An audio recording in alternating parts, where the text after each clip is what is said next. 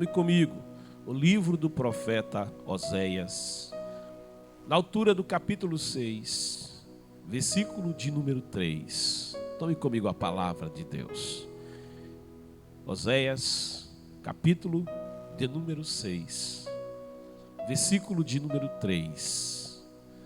Diz assim a palavra do Senhor: conheçamos e prossigamos firmemente, adorando e conhecendo o Senhor.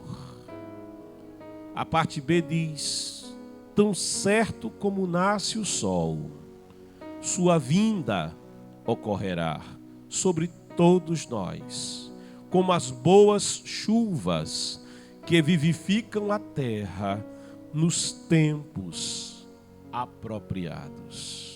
Conheçamos e prossigamos, adorando e conhecendo ao Senhor. Meu querido, minha querida, e nessa manhã eu quero te levar a conhecer um pouco mais de Deus. Esse Deus que nós adoramos. Quero que você nessa manhã pare um pouco e através dos atributos de Deus revelados na sua palavra, esses atributos de Deus vão te dar um panorama, vão nos dar um perfil de quem é o Senhor. Te levará a conhecer melhor quem é o Senhor. Porquanto, quando conhecemos mais de Deus, melhor nós nos relacionamos com Ele. O homem, ele tem ideias sobre Deus. O homem, ele imagina desde o princípio, desde a idade antiga, desde os dias passados, quem é Deus? Como é Deus? Os filósofos vão pensar sobre isso. E na filosofia, entendendo que tudo quanto existe deve ter uma causa. Então alguém vai dizer, ele é a causa não causada.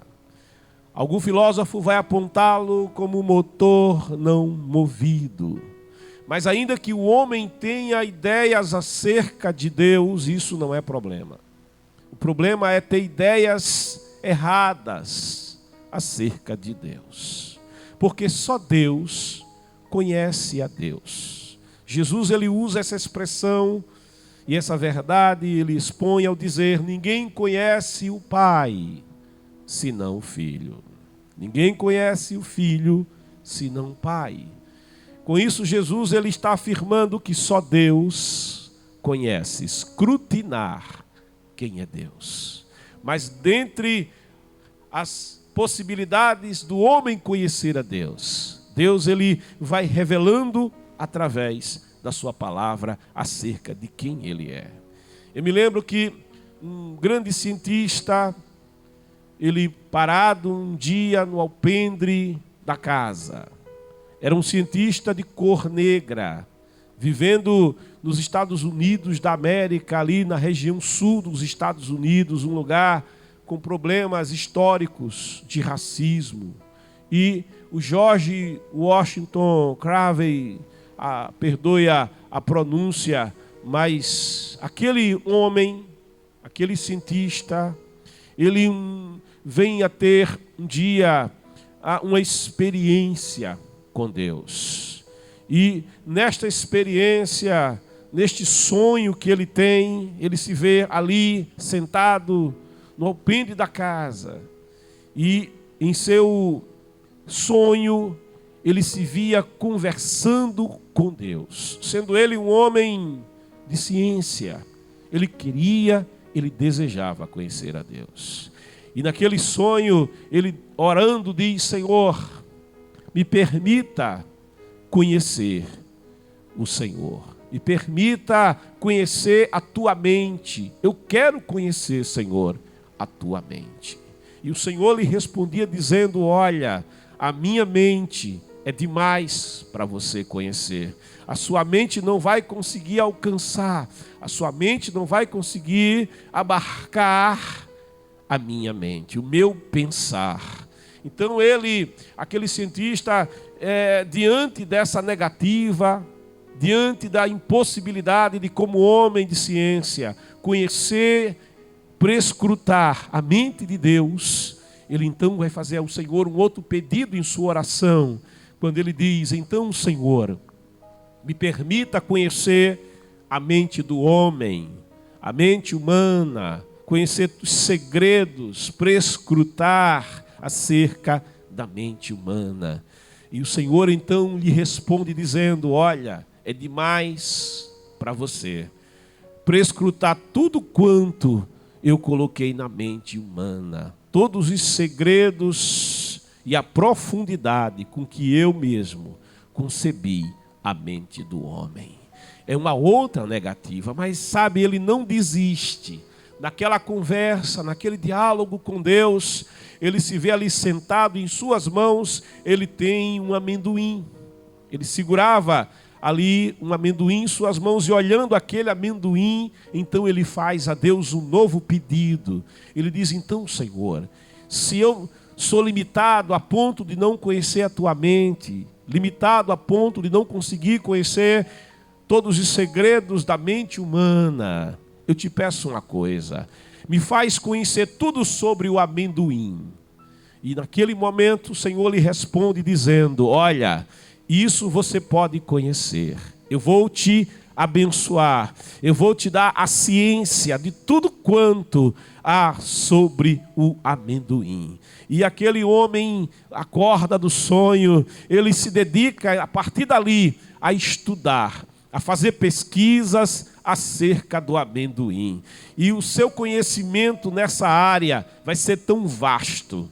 Ele vai se tornar a maior autoridade mundial em amendoim. Vai criar a pasta do amendoim e diversos outros derivados do amendoim ali no sul dos Estados Unidos passarão a ser produzidos, e isso também vai impactar a economia do sul dos Estados Unidos, que estava em crise, graças àquele homem que, orando a Deus, desejando conhecer a Deus e frente à impossibilidade de conhecer o Senhor, ele disse: então pelo menos me faz conhecer, como homem de ciência, acerca do pequeno amendoim. Dizem que, indo a um congresso, aquele homem querendo falar em um congresso científico, mas sendo ele de cor, aqueles que o receberam o discriminavam porque era um homem de ciência, mas de cor, e por conta do racismo lhe dão apenas 10 minutos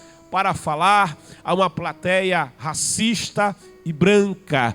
Mas ele, apenas em 10 minutos, ele fala do amendoim de tal forma, ele fala do amendoim com tal profundidade, com tal autoridade, com tal conhecimento, com tal expertise, que aquela plateia, ela fica espantada, ela fica embevecida com tamanho conhecimento, com tamanha ciência que havia naquele homem acerca do amendoim. Após aquela palestra de apenas 10 minutos, sendo ele entrevistado pelos jornalistas, que ele então lhe fazem uma pergunta cabal ao indagar-lhe: como o senhor sabe tanto sobre o amendoim? Como o senhor se tornou a maior autoridade da terra, a maior autoridade viva que conhece tanto do amendoim? Aquele cientista de cor, com muita humildade, ele olha para o jornalista e responde dizendo: foi Deus, foi Deus. Eu pedi a Deus que me permitisse conhecer tudo sobre o amendoim, porque não me era possível conhecer tudo sobre Deus, tudo sobre a mente do homem. Então eu pedi a ele: então me faça conhecer, me faça saber, como homem de ciência, acerca do amendoim. E Deus concedeu o que eu lhe pedi. Oséias, o profeta, no texto ora lido, ele nos faz um chamamento, ele nos faz ele nos chama para um grande desafio, quando ele diz: conheçamos. e prossigamos. Ele nos mostra algo que é profundo, ele nos leva a algo que é desafiador, ele nos leva a algo que nos leva para além, quando ele diz: conheçamos e prossigamos firmemente, adorando e conhecendo o Senhor. Nessa manhã, meu amado, eu quero, através dos atributos que o próprio Deus revela em sua palavra, te levar a conhecer um pouco mais quem é este Deus que nós adoramos. A primeira verdade, o primeiro atributo que eu quero te trazer é que Deus é eterno. Deus não tem início, Deus não tem fim, ou seja, Ele é atemporal. O tempo não limita a Deus. Quando falamos de Deus e falamos do tempo, é necessário que a gente esclareça para você que enquanto que eu e você e a criação somos regidos pelo tempo cronológico, o tempo que passa não volta atrás. O que acontece neste instante, apenas neste instante acontece. Passado o tempo, o que aconteceu vai ficando no passado, e nós não temos controle absoluto sobre isso. Nós não podemos nos mover no tempo, o tempo nos leva.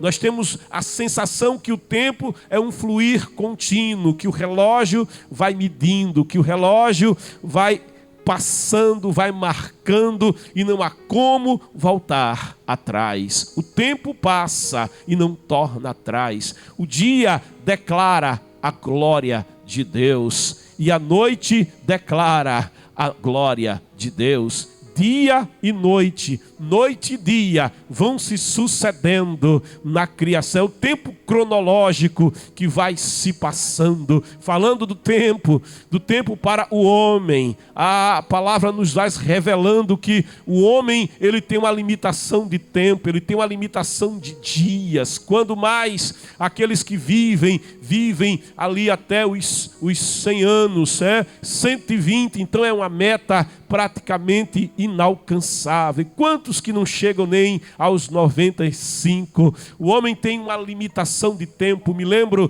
que o ganhador do Prêmio Nobel de Literatura aqui na América Latina escreve um poema no qual ele fala da sua vida, e no final do poema, depois que ele diz das coisas que ele voltaria a fazer se voltasse a viver outra vez, ele vai revelando coisas que ele não fez e faria. Ele vai dizendo naquela poesia: eu comeria mais feijões, eu brincaria mais com os meninos. Ele diz: eu fui um homem muito preocupado no meu tempo. Eu fui daquelas pessoas que ao sair levava sempre uma galocha, levava sempre uma capa e um guarda-chuva. E ele fala que foi um homem muito preocupado com a vida, com as coisas da vida. E ele sente que não viveu bem, ele sente que a vida passou por ele e ele não passou muito bem pela vida. E ele diz: se eu voltasse a viver a minha vida novamente, e ele vai dizer: eu faria coisas que eu não fiz, mas eu estou com 85 anos e eu sei que estou morrendo.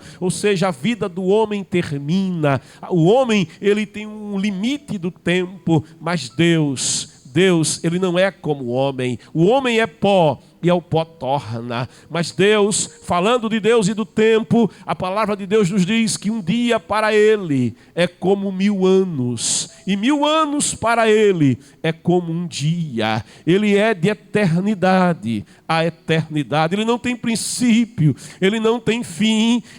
Ele passeia no calendário. O tempo para Deus é o tempo kairos. É um tempo que é maior, é um tempo que é mais perfeito. Deus, ele abarca o passado, Deus abarca o presente, Deus abarca o futuro simultaneamente. No dia de amanhã já está o Senhor. É por isso que em Mateus capítulo 6 é dito: olha para o lírio do campo, olha para as aves dos céus. O homem muitas vezes está preocupado com o que comer, como viver, como será o dia de amanhã, e o Senhor diz: olha, deixa a cada dia o seu cuidado. E ele diz então para mim, para você: mas buscai em primeiro lugar o reino de Deus, a justiça de Deus, e todas as outras coisas serão acrescentadas, serão cuidadas. Por quê? Porque no dia de amanhã o Senhor está. No dia de amanhã Deus já está agindo. No dia de amanhã Deus já está presente, porque Ele não é limitado pelo tempo, Ele não é limitado pelas estações. Deus é ilimitado. Por isso vai dizer-nos a palavra no Salmo 90, no versículo de número, ou melhor, Deuteronômio capítulo 33, versículo de número 27, diz assim a palavra: o Deus eterno. Veja, declara que Deus é ilimitado, Deus eterno, Ele é atemporal, é o teu refúgio, e para sustentá-lo estão os braços do Senhor. Ele expulsará todos os adversários da tua presença, determinando: destrua-os. O Senhor, Ele age no tempo. Deus é fiel, seja o que for que nos espere o dia de amanhã, ali o Senhor está. Ele disse: estarei convosco todos os dias. Todos os dias nós desfrutamos a presença de um Deus eterno. Vai nos dizer ainda a palavra no Salmo 90, no verso de número 2: antes que se originassem os montes e formasses o universo e a terra, de eternidade a eternidade, tu és Deus. Aleluia. De eternidade a eternidade, tu és Deus. 1 Timóteo, primeira carta de Paulo a Timóteo, capítulo 1, no versículo de número 17, o apóstolo dos gentios assim se expressa, quando ele diz: portanto, ao Rei eterno. Ele é rei, mas ele não é um rei que morre, ele é rei imortal.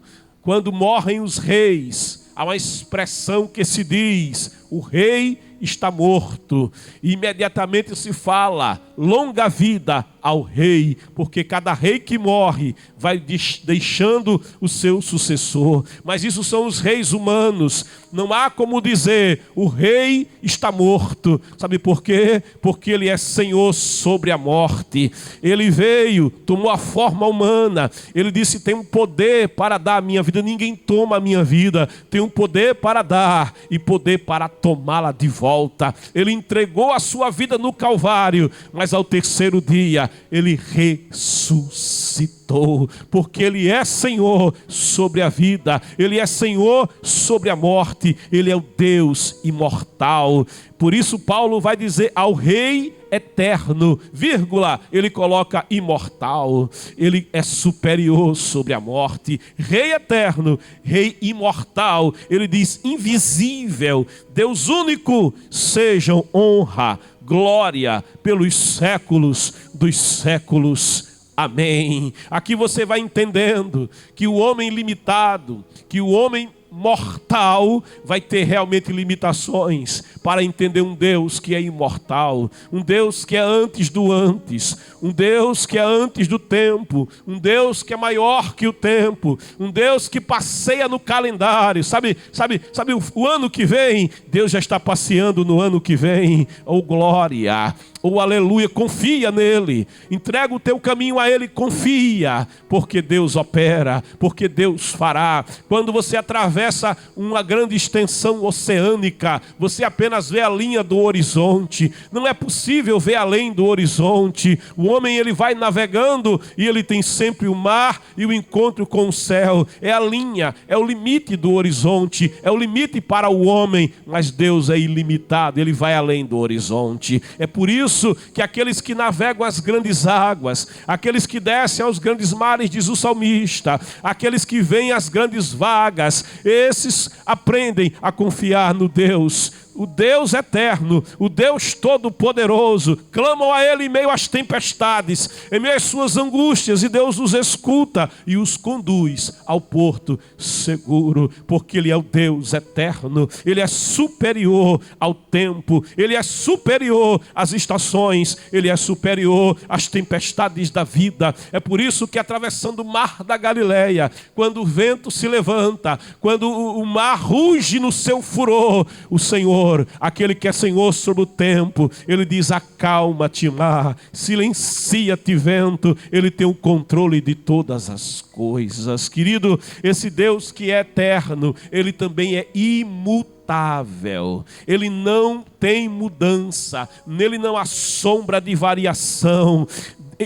Deus, Ele não muda o seu pensamento. Deus, Ele não muda os seus conceitos. Alguém olha para a palavra de Deus, alguém olha para a Bíblia Sagrada e diz assim: a Bíblia é um livro arcaico, a Bíblia é um livro antigo, a Bíblia precisa ser atualizada, a sua interpretação, a sua exegese precisa agora sofrer adaptações, a sua hermenêutica precisa se curvar aos valores humanos, porque a Bíblia diz: enganoso é o coração do homem, quem o conhecerá? Porque o coração do homem, ele oscila como oscilam as ondas dos mares. A cultura humana vai mudando, os valores humanos vai mudando, até mesmo o direito, até mesmo o que o homem escreve no papel, até mesmo as leis que o homem coloca no papel. Hoje ele olha para o mesmo texto e diz: olha, a implicação do que está escrito é esta, mas amanhã ele pode dizer: não, a implicação não é mais aquela que eu disse, agora é uma nova implicação. Inclusive, existe jurisprudência já no país dizendo que se alguém, numa questão tributária, ele ganhar uma causa contra o governo e foi isento de pagar impostos, isso não é uma segurança, porque mais tarde o tribunal pode voltar atrás e dizer: não, nós vamos mudar a decisão, e todo imposto que não foi pago terá que ser pago. Veja, no Brasil, segundo a jurisprudência, nem o passado mais é certo, até o passado é incerto. Veja como é o coração do homem, a mente do homem, mas Deus é diferente, Deus é imutável, nele não há mudança, Ele não muda os seus estatutos, a sua palavra, Ele disse: vai passar o céu, vai passar a terra, mas a minha palavra, ela não passa, ela permanece para sempre. Deus é imutável. Malaquias, o profeta, no capítulo 3, no versículo 6, assim ele se expressa: em verdade,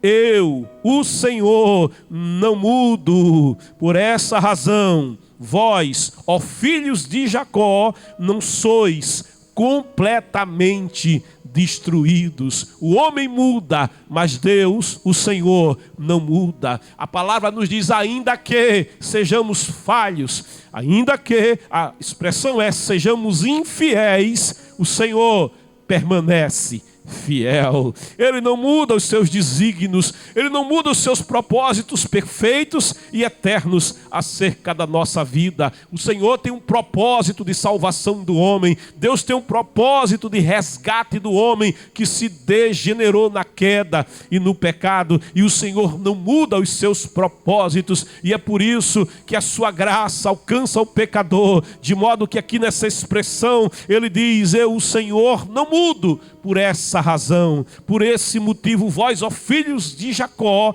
não sois completamente destruídos, porque Deus é fiel nos seus propósitos. Você pode confiar em um Deus que é imutável, em um Deus que é infiel.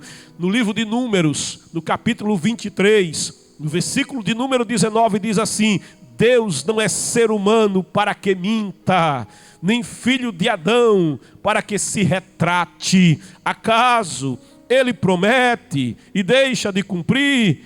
Afirma que faz e não realiza? Olha, confia nas promessas do Senhor. Há uma expressão que diz: Deus de Abraão, Deus de Isaque, Deus de Jacó, é o Deus das promessas. Ele diz: velo, vigio a minha palavra para cumprir, para dar cumprimento à minha palavra. O profeta Isaías, ele vai se expressar falando: ó Jerusalém, em teus muros eu coloquei vigias, eu coloquei atalaias, ó vós que fareis do Senhor lembrado a sua palavra, não descanseis, nem deixais o Senhor descansar, até que Ele faça de Jerusalém diadema real na terra. Quando Ele diz: eu coloquei atalaias em vossos muros, são vigias,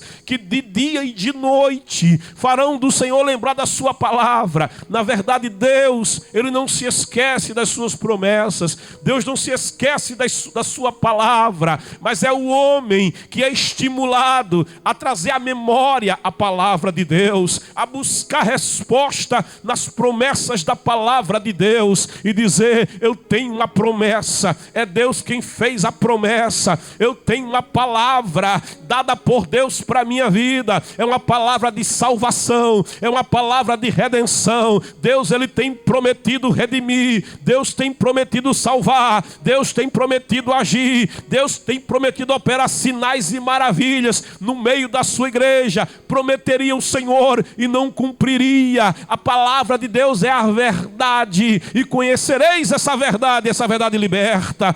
Você toma, o homem é estimulado a tomar a palavra de Deus e trazer à memória. Quando você ora, coloca diante do Senhor as promessas de Deus da sua palavra, apresenta ao Senhor na tua oração aquilo que está na palavra. Josafá, quando se viu apertado, Josafá, quando se viu diante de inimigos que avançavam contra ele, ele vai orar, ele vai buscar a presença do Senhor, e ele traz à memória a palavra, ele traz à memória aquilo que estava no livro de Crônicas, quando o seu pai Salomão, apresentando-se diante de Deus, consagrando aquela casa de adoração, aonde agora Josafá orava, e Salomão dizia: Senhor, ó Senhor, quando houver a guerra, quando se levantar a guerra contra o teu povo, porque o teu povo pecou e errou, mas o teu povo se voltar para esse lugar em oração, e o teu povo se voltar para ti, se arrepender e clamar por socorro,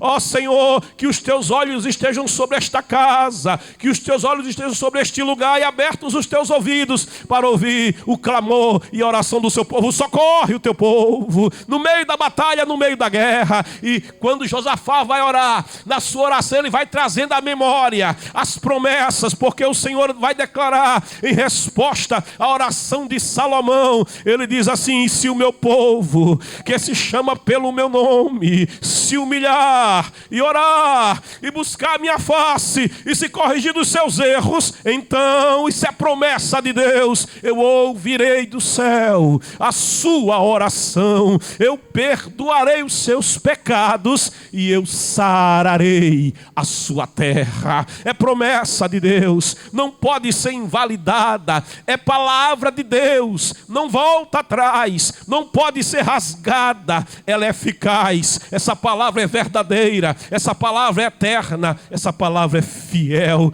porque o Senhor é imutável.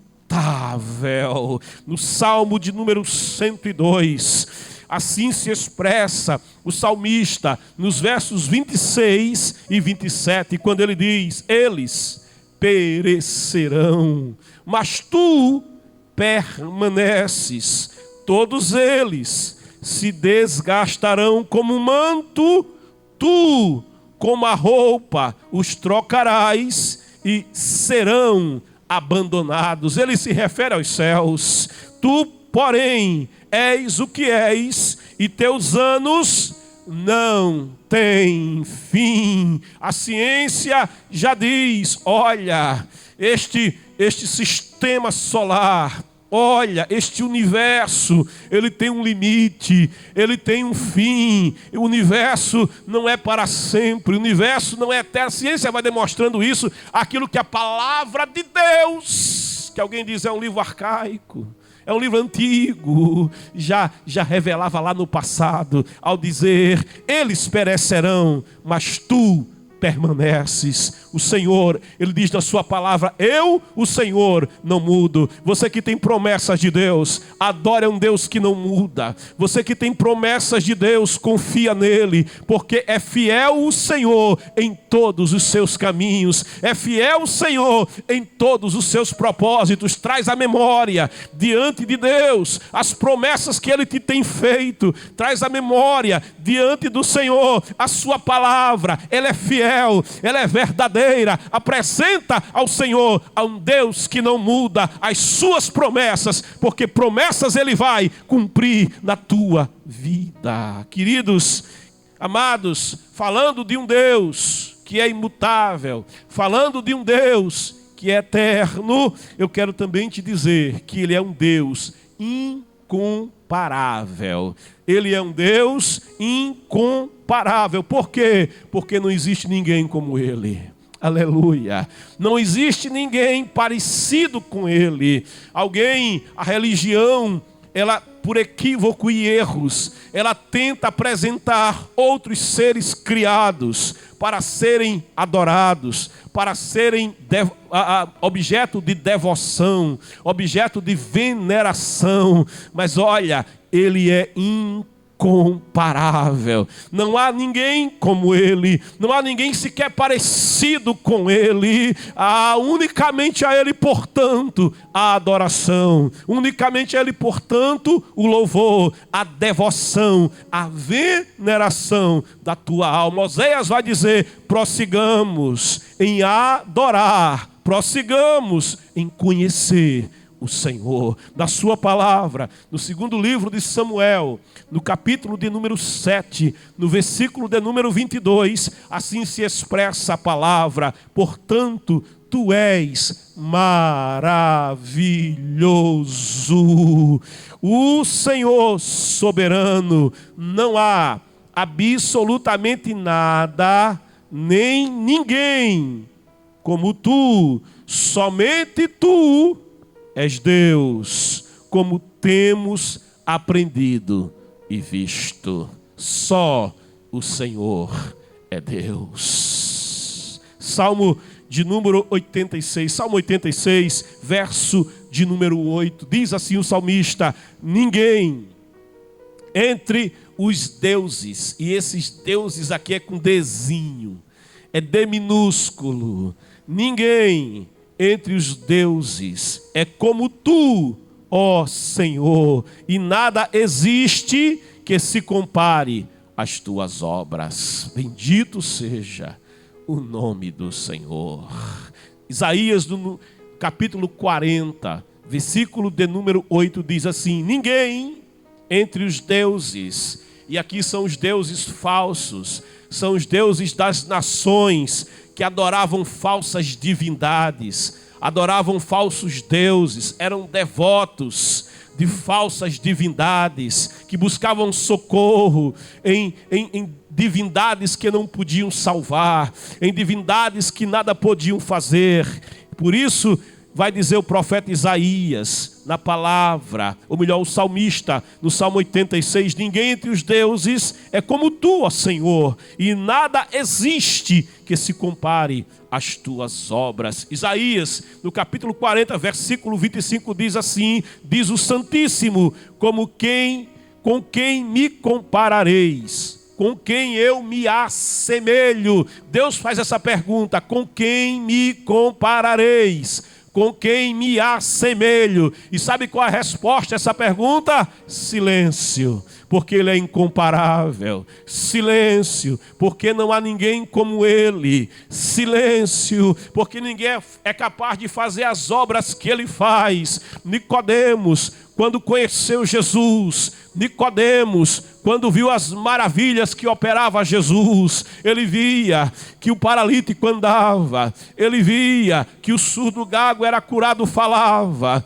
ele via que ele ouvia, ele via que o cego enxergava, ele via que ele libertava os possessos de demônios, ele via que ele tinha autoridade sobre a natureza, ele via que ele tinha todo o poder e autoridade, vai a ele, e sendo ele da cúpula de Israel, sendo ele da nata de Israel, sendo ele um homem de doutoramento nas leis de Moisés, de doutoramento na religiosidade do seu tempo e na tradição, tendo ele sido ensinado a confiar na tradição, tendo sido ele ensinado a confiar nos ritos mosaicos para a sua salvação, no sangue de touros, no sangue de cordeiros para a justificação das suas culpas, dos seus pecados, mas não sentindo ele verdadeira salvação, percebendo ele que a religião que ele tinha não era suficiente, a religião que ele tinha verdadeiramente não podia transformar, verdadeiramente não podia salvar, mas vendo aquele carpinteiro da Galileia operando sinais, operando maravilhas, fazendo coisas portentosas, que ele, examinando a palavra, ele percebia com clareza, ele não é comum, ele não é como os demais homens, e vai a ele, ainda que de noite, ele vai a Jesus, ainda que na escuridão da noite, porque ele não queria ser visto, porque se ele fosse visto com ele podia ser, quem sabe, discriminado, se ele fosse visto com ele podia ser expulso da sua roda social, e ele, temendo essas coisas, vai procurá-lo de modo discreto, e indo ali, provavelmente no Monte das Oliveiras, onde Jesus costumava acampar e dormir, pernoitar, quando estava em Jerusalém cheia, em festa com muita gente, Jesus costumava ficar ali, e ele vai, eu imagino que ele passa ali, pelo Vale do Cedron, quem sabe com a tocha na mão, um servo o acompanhando, para lhe dar segurança, chegando ali no lugar, no Monte das Oliveiras, que é muito perto de Jerusalém, e procurando Jesus, quem sabe no calor da fogueira, ali sentado naquela noite, ele olha para Jesus e diz: mestre, tu és de Deus, aleluia, mestre, eu reconheço que tu és de Deus, porque ninguém, veja a expressão do doutor Nicodemos, ninguém pode fazer os sinais que tu fazes, se Deus não for com ele. E quando ele se volta para Jesus, quando ele reconhece quem é Jesus, Jesus olha para Nicodemos, o doutor, e diz: tu precisas nascer de novo, tu precisas nascer de novo. Isso impacta aquele doutor, porque ele já tinha uma certa idade, e ele então pergunta: eu, sendo já velho, poderia voltar ao ventre da minha mãe, ou seja, reencarnar, não é? Nascer de novo, voltar ao ventre da minha mãe e nascer outra vez? E o Senhor vai dizer: ô Nicodemos, você não consegue compreender estas coisas tão simples, como vais compreender as coisas mais elevadas, as coisas de Deus. Olha, se nascer da carne, Nicodemos, é apenas carne. Se você pudesse nascer de novo, porque ao homem, diz a palavra, está ordenado morrer apenas uma vez, e após isso vem o juízo. Então Jesus vai dizer para ele: se você pudesse, Nicodemos, sendo pó, tornar a viver outra vez, voltar ao ventre da sua mãe era apenas carne, seria apenas natureza caída, não resolve o problema. Por isso Jesus vai dizer: o que nasce da carne é carne, mas é preciso nascer de cima, é preciso nascer do alto, é preciso nascer, anotem, ser feito pelo mesmo autor. É preciso, Nicodemos, que você me entregue a sua vida, para que eu te faça nascer de novo, nascer do alto, nascer de cima, nascer de Deus. Porque, queridos, ainda que Deus, ele seja incomparável, ele não fecha a porta para você. Ainda que Deus seja eterno, ainda que Deus seja imutável, ainda que ele seja maravilhoso, inatingível para o homem, Deus quer se relacionar com você. É o desejo de Deus se revelar para você. E é por isso que o Verbo, a palavra, o próprio Deus, o Filho de Deus, se fez carne e habitou entre nós. E vai dizer João, e vimos a sua glória, a glória do unigênito do Pai, cheio de graça, cheio de verdade. Ele veio para os que eram seus, a nação toda de Israel. Mas ele diz, mas os seus não o receberam. Mas a todos quantos o receberam, a todos quantos creram nele, deu-lhes o direito. Veja, isso é fé. Todos quantos o receberam por fé, como recebeu aquele pequeno homem que morava em Jericó, ele o recebeu em sua casa. Zaqueu, hoje me convém pousar em tua casa. E Zaqueu o recebeu. E quando Zaqueu recebeu cheio de pecados, quando Zaqueu recebeu cheio de críticas da sociedade, mas tendo Jesus na sua casa, ele foi impactado pela presença, pela comunhão, pelo relacionamento com Jesus. Isso mudou quem ele era, isso mudou o seu coração. Ele nasceu de novo, ele confessou suas faltas e ele disse, restituirei, indenizarei todos quantos eu possa ter feito alguma coisa má. Aquele homem estava redimido diante do Senhor, diante da sociedade, e o Senhor disse, hoje entrou salvação nesta casa, porque todos quantos o receberam, de João 1,12, deu-lhes o direito, deu-lhes o poder de serem feitos filhos de Deus, ou seja, de nascerem de novo,